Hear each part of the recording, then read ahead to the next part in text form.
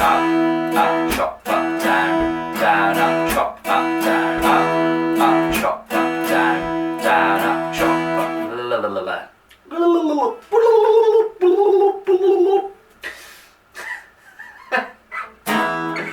Oh dear, it's harder than it looks making YouTube clips, I tell you.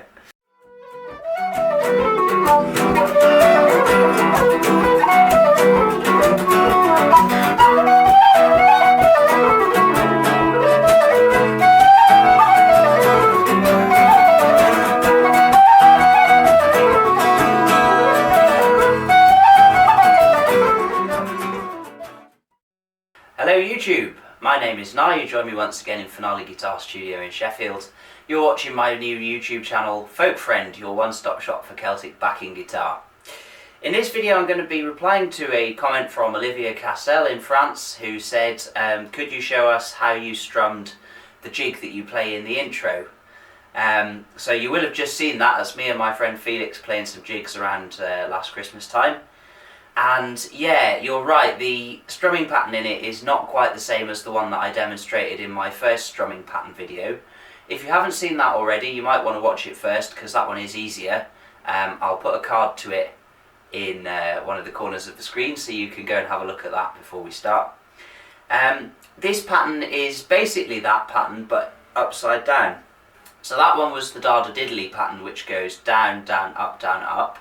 And this is the upside down strumming pattern, which goes up, up, down, up, down.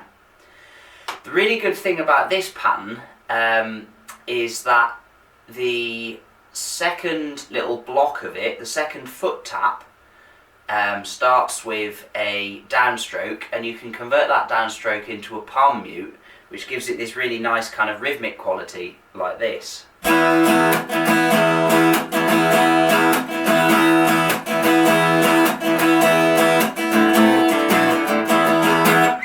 That kind of thing.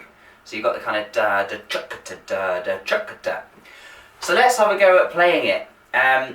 The first thing you want to do, in that video I'm playing in the key of E Dorian, and I'm using an E power chord shape to demonstrate this. Again, you can find a video that I made recently showing you all the uses for power chords in the key of E minor. They're a really helpful shape. You can play them really fast and just slide them about. So if you want to check that out, there's a card in one of the corners to go and have a look at that. The power chord shape, though, I'm using it on the 7th fret, with the root note on the A string. And for the strumming, we're going to start out with, if you imagine your bar is split into 6 quavers, so like 1, 2, 3, 4, 5, 6, 1, 2, 3, 4, 5, 6, your hand is always going to do a movement on every single one of those 6 quavers.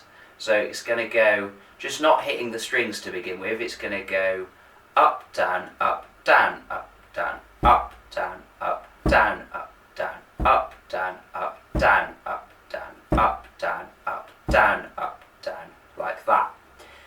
So what you want to do is hit the first quaver, miss the second quaver, hit the third quaver, so that's your 2 ups, and then you hit the next 3 as well, so that's down, up, down. So you've got up, silent, up, down, and the silent one, your hand's still moving, it's just not quite hitting the strings. So it's like up, down, up, down, up, down, up, down, up, down, up, down, up, down, up, down. It's good practice to tap your foot while you're doing this, as with all strumming patterns, because if your foot is tapping, your brain is thinking about coordinating your leg with the rhythm, and once it's doing that, it'll naturally coordinate the rest of your movements with that as well. So let's do it again with a foot tap. It's going to be up, up, down, up, down, up, up, down, up, down, up, up, down, up, down, up, down, up, down, like that. The next step, to get it sounding cool and chunky like mine does in the intro, is to convert the first of the downstrokes into a palm mute. And the way you do that is you kind of straighten out your hand. You're still holding your plectrum in the usual way, kind of like as if you were holding a pen, but with your finger squished across the back, so it's sort of more or less at a right angle to your thumb. And then you straighten out the rest of your hand like that. And what you're going to do is hit the strings with this fleshy bit at the bottom of your hand, so that your straightened out fingers hit the wood of the body of the guitar, or the pick guard if you've got one. That makes that kind of chunk noise. And then your plectrum wants to end up down here below the strings, so that it's ready to come back up and hit the strings for an upstroke. So yeah, your palm in slow motion should be like a little karate chop, basically. Hi-ya! Like that. And then your plectrum's hovering down below the strings, and it's ready to come back up and hit them on the way back through. With the pattern then, I'll do it really slowly. 1, 2, 3, 4. Up, chop, up, down, up, chop, up, down, up, chop, up, down, up, chop, up, down, up, chop, up, down, up, chop, up, down, up, chop, up, down, up, chop, up, down. And that is the upside down strumming pattern. There's a few tips and tricks for that. Eagle-eyed people amongst you will notice that I actually hold my plectrum wrong. I don't advise doing this because it's wrong. The best way to hold a plectrum is, as I said before, with your finger across the back like that and your thumb across the front. Thumb and finger more or less coming in from opposite sides to one another. However, if you watch me doing it, I hold it more like as if I were holding a pen, like that. You can do it either way. You might find you get more control over your strumming holding it like that.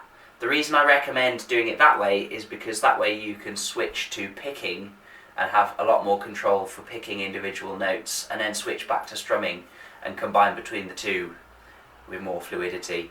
Sadly, I learnt wrong long before I started picking anything, and I got used to doing it that way and just switching back and forth between the two. So I wouldn't recommend doing it that way, but if you find that it's easier to strum holding like a pen, just do whatever works for you, basically.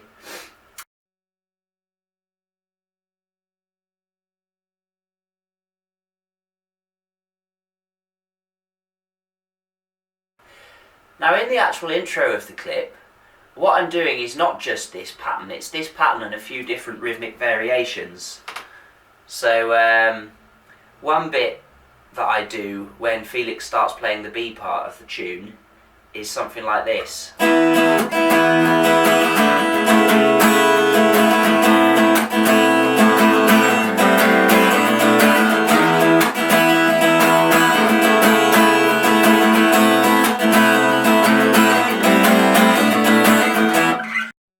The total strumming pattern that I play over that section is actually a 4-bar set of variations. There is 1 bar which is the normal upside down strumming pattern, up, up, down. And then in the second one, I miss off the first upstroke, play the downstroke after that instead. So you get up, down, silent down, up, down, up, down. So you've got the first two that we've just done, one normal one with the first quaver missed and the second one added.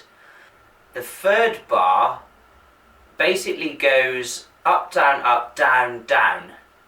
The thing that makes it cool is that the up, down, up at the beginning are really, really quiet, and the down, down are really accentuated.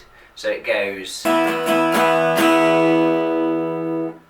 So that's the third bar, up, down, down. And following that little phrase, for the final bar of the 4, I actually missed out the first 3 quavers from that bar, because I wanted to really accentuate those 2 downstrokes, and they fit in with the notes of the tune as well. So in total, those last 2 bars, which are now on the wall, are going to be quiet, down, up, down, down, loud, and then 3 quavers, hands still move but they don't hit the strings, and then the last 3 are a down, up, down, and that's the whole thing. So if I put that whole 4-bar phrase together really slowly, you can see what it sounds like. I'll do it all just on the E power chord.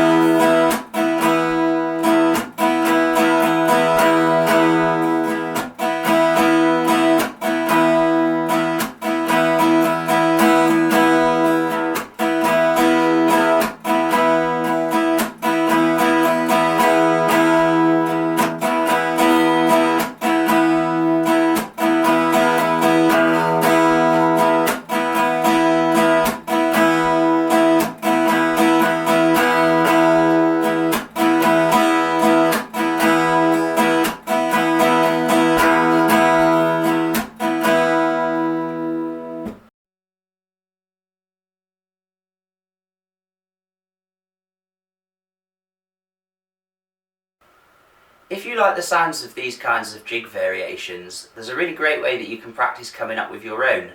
And basically what you need to do is get used to the principle of always moving your hand in the opposite direction on every single quaver from the previous one. So if you're doing an upside down strumming based pattern, then you're going to start with an upstroke and do up, down, in every bar. You can also practice doing this technique with a normal jig strumming pattern, so down, up, down, up. But we'll keep focusing on the upside down ones for now. What you're going to do, out of your 6 quavers that you've got there, you're going to pick any of them, it doesn't really matter which, and just miss those ones out and see what it sounds like. Some of these patterns will sound better than others. So the most common pattern is to miss out the 2nd quaver, for example. That's the pattern that we learned at the start of this clip. So instead of doing that, let's try missing out quaver number 5.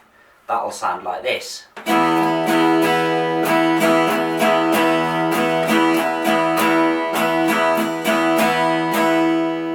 And if you add the mute back in on the 4th quaver, then you'll get something really cool like this.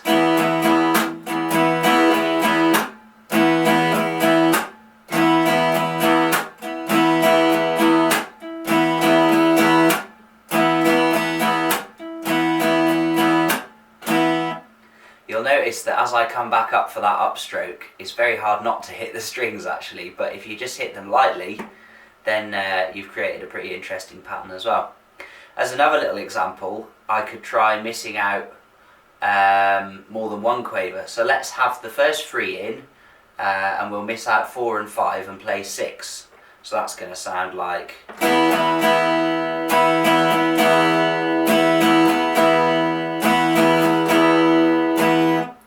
Now that on its own doesn't sound like a very good pattern, but if I play 1 bar of normal upside down strumming and then 1 bar like that, that might be quite cool.